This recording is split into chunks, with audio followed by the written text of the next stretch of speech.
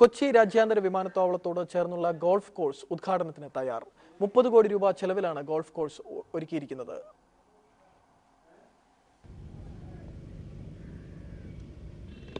രാജ്യാന്തര വ്യോമപാതയുടെ കീഴെ ഗോൾഫ് കോഴ്സിന്റെ നേർത്ത പച്ചവിരിപ്പ്. ഗോൾഫ് കളിയുടെ സാങ്കേതിക ഭാഷയിൽ പറഞ്ഞാൽ 9 ഫെയർവേകളാണ് ഒരുക്കിയിരിക്കുന്നത്. അടുത്ത ഘട്ടത്തിൽ ഇത് 18 ആകും. തുടക്കക്കാർക്കായി പ്രാക്ടീസ് ഫെയർവേയും ഒരുക്കിയിട്ടുണ്ട്.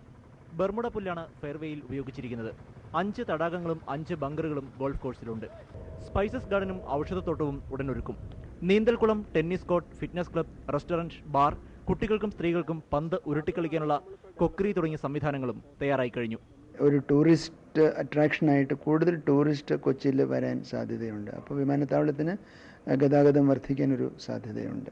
അതനുസരിച്ചപ്പോൾ ബിസിനസ്സും കൂടും. പുല്ല് നനയ്ക്കാനും ചെത്താനും യന്ത്രവൽകൃത സംവിധാനങ്ങൾ, 200 കാറുകൾക്ക് പാർക്കിംഗ് ഇവയൊക്കെ ഒരുങ്ങിക്കഴിഞ്ഞു. കളിക്കാർക്ക് സഞ്ചരിക്കാനുള്ള വാഹനമായ ഗോൾഫ് ബഗിയും എത്തി.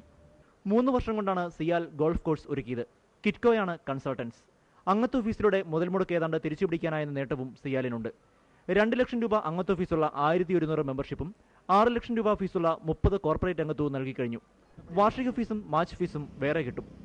ഗോൾഫ് കോഴ്സിനോടനുബന്ധിച്ച് കളിക്കാർക്ക് താമസിക്കാനുള്ള കോട്ടേജുകൾ താമസിയാതെ ഒരുങ്ങും. വ്യോമപാതയ്ക്ക് കീഴെ 130 ഏക്കറിലാണ് നെടുമ്പാശ്ശേരിയിൽ ഗോൾഫ് കോഴ്സ് തുടങ്ങുന്നത്. കാലാവസ്ഥാ മാറ്റം പ്രതികൂലമായി ബാധിക്കാത്ത തരത്തിൽ തയ്യാറാക്കിയിരിക്കുന്ന ഈ ഗോൾഫ് കോഴ്സിനെ ഓൾ വെതർ കോഴ്സ് എന്നാണ് വിളിക്കുന്നത്. ഗോൾഫ് കോഴ്സും ഗോൾഫ് വില്ലകളും വരുന്നതോടെ സിയാലിന്റെ വരുമാനത്തിൽ വൻ വർധനവാകും ഉണ്ടാവുക. ക്യാമറാമാൻ PT മധുവിനൊപ്പം പ്രദീപ് ജോസഫ്, മനോരമ ന്യൂസ്, കൊച്ചി.